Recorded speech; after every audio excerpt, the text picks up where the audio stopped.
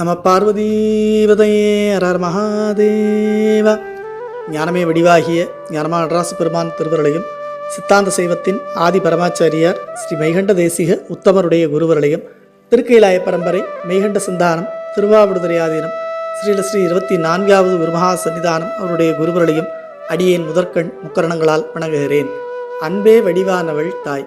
ஆனால் அவளும் கூட ஒரு வேலைக்கு போகாமல் வெட்டியாக ஊரை சுற்றிக்கிட்டு பிரச்சனையை இழுத்துட்டு வர்ற ஒரு பையன் வீட்டில் இருந்து அவனை பற்றி சொந்தக்காரங்க உங்கள் பையன் என்ன பண்ணுறான்னு கேட்கும்போது, ஆமாம் இருக்கா, ஒரு பிரயோஜனமும் இல்லை, தண்ட சோறு, இருக்கிறதும் ஒன்று தான் இல்லாததும் ஒன்று தான், பல வருஷம் தவம் இருந்து பெற்றேன், ஏன் பிறந்துச்சுன்னு இப்போ வருத்தப்படுறேன்னு தான் சொல்லுவான்.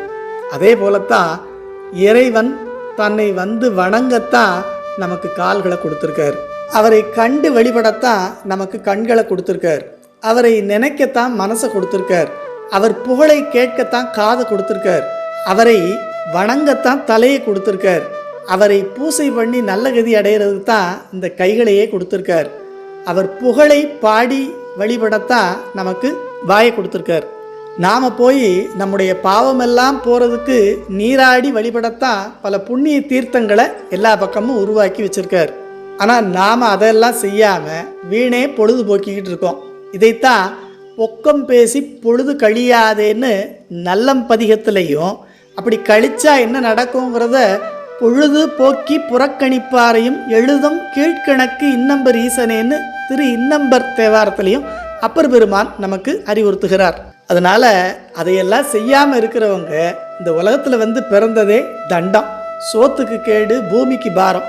இதை தேவாலயம் சுற்றிடாத கால் என்ன கால், தரிசியா கண் என்ன கண், தினமுமே நின் கமல பாதத்தை நினையாத சிந்தைதான் என்ன சிந்தை, மேவு ஆகமம் சிவபுராணம் அவை கேளாமல் விட்ட செவி என்ன செவிகள், விமலனை வணங்காத சென்னி என் சென்னி, பணிவிடை செய்யா கை என்ன கை, நாவார நினை ஏத்திடாத வாய் என்ன வாய், நல் தீர்த்தம் மூழ்கா உடல் நானிலத்தென்ன உடல், பாவியாகிய சனனம் நன்னிலார் பலனேது காண், மாவாகி வேலைதனில் வருசூரன் மார்புருவ வடிவேலை விட்ட முருகா, மயிலேறி விளையாடு குகனே புல்வயல் நீடு மலைமேவு குமரேசனேன்னு குமரேச சதகத்தில் குருபாததாச சுவாமிகள் நமக்கு அருளி செய்கிறார்.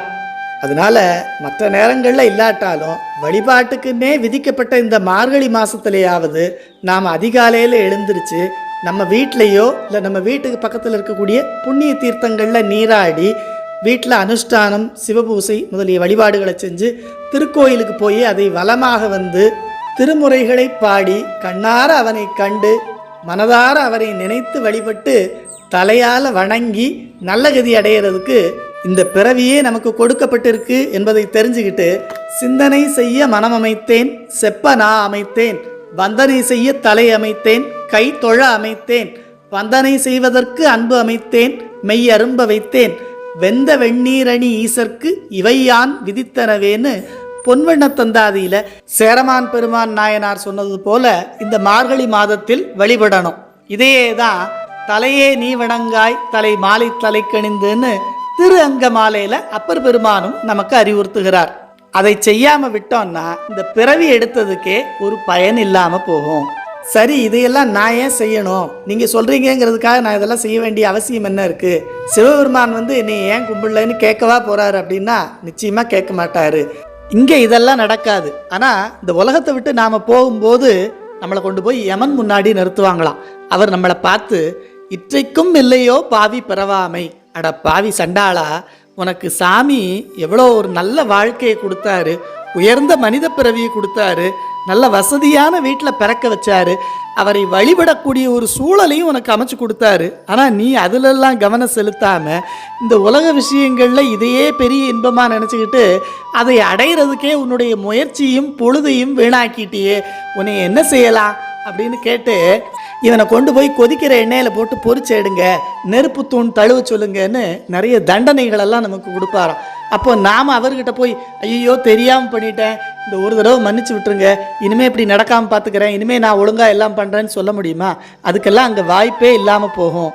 அதனால் வாய்த்தது நந்தமக்கு இது ஒரு பறவை மதித்திடுமின்னு சொன்னது போல் இந்த பிறவியே இறைவனை வழிபட்டு நல்ல கதி அடைவதற்காகத்தான் நமக்கு கொடுக்கப்பட்டிருக்குங்கிறத தெரிஞ்சுக்கிட்டு அவரை இந்த மார்கழி மாதத்தில் வழிபட்டு நல்ல கதி அடைவோம். அதற்கு திருவருளும் குருவருளும் துணை செய்யும். சிவா திருச்சிற்றம்பலம். நம்ம பார்வதீபதையே. ஹர ஹர மகாதேவ.